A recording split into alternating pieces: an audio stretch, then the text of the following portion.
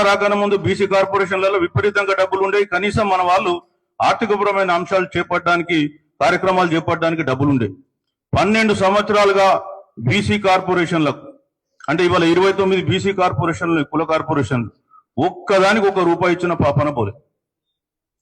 వాళ్ళు మాత్రం ప్రాజెక్టుల పేరు మీద లక్షల కోట్లు ఖర్చు పెడుతుంది. మనం అడుగుతలే, రాజ్యాధికారం వాళ్ళకి అప్పగిచ్చేసి ఇక నా పని అయిపోయింది, ఓటేసిన, ఓట్ల టైంలో నేను ఏదో కక్కుర్తి పడ్డానో ఏం పడ్డానో అయిపోయింది నా అని బదిలిస్తున్నాం. ఇవన్నీ ప్రశ్నించకపోతే రేపు మనకు రావాల్సినవి రావు. అందుకే చెప్పేది ఏంటంటే, మనం ఇవాళ లెక్కలు బరాబర్ తీయాలి, వాళ్ళ లెక్కలు అడగాలి. అందుకే నీళ్లు రాలే, కన్నీళ్లు వచ్చినాయి, నిధులు రాలే. నేను చెప్పిన 28 లక్షల ఖర్చు పెడితే మనకి మురుగబెట్టింది ఏం లేదు. నిధులు రాలే, నిరాశ మిగిలిపోయింది.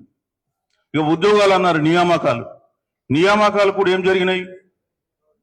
ఉద్యోగాలు మేము లక్షల ఉద్యోగం ఇస్తాం, ఇంటికో ఉద్యోగం ఇస్తామని మాటలు చెప్పి తెలంగాణ వచ్చిన తర్వాత మొత్తం అప్పటి నుంచి ఇప్పటిదాకా 12 ఏళ్లలో 2 లక్షల ఉద్యోగాలకు మించి రిక్రూట్ కాలే.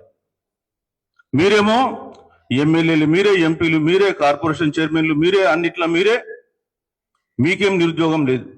సో ఏమైంది? నియామకాలు మీకైనాయి, నిరుద్యోగం మాకైపోయింది. తెలంగాణ వచ్చి ఏం చేసినామా? నీళ్లు మీకు, కన్నీళ్లు మాకు, నిధులు మీకు, నిరాశ మాకు, నియామకాలు మీకు, నిరుద్యోగం మాకు. ఇది తెలంగాణ. ఎవరి కొరకు పోరాటం చేసిండ్రు? ఎందుకు పోరాటం చేసిండ్రు? ఏం సాధించుకున్నాం? త్యాగాలేమో మేం చేసినాం, భోగాలేమో మీరు అనుభవించవచ్చు. ఇప్పుడేమో ఊరేగింపులు మీకైనాయి, ఉద్యమాలు మాకైనాయి, తోబట్టినాం మళ్ళీ. ఇది తెలంగాణ. మరి ఇట్లాంటి తెలంగాణను మనం ఏ విధంగా మన వైపు మలుచుకోవాలి, మరి సామాజిక న్యాయం ఏ విధంగా సాధించుకోవాలనే ఉద్దేశంతో సామాజిక న్యాయ సభ పెట్టినాం. ఉదయం నుంచి కూడా నేను అనేక విషయాలు మాట్లాడినా కాబట్టి ఇంకా ఎక్కువ నేను మాట్లాడదలుచుకోలే. ఇప్పుడు రెండవ రిజల్యూషన్ ఏం పెడుతున్నామంటే, ఇప్పుడు మున్సిపల్ ఎన్నికలు వాళ్ళు నిర్వహిస్తామని చెప్పి ప్రభుత్వం ఒక నిర్ణయానికి వచ్చి ఒక 3-4 డేస్లో, బహుశా పండుగ అయిపోయినాక షెడ్యూల్ అనౌన్స్ కావచ్చు, లేదా రేపే అనౌన్స్ కావచ్చు.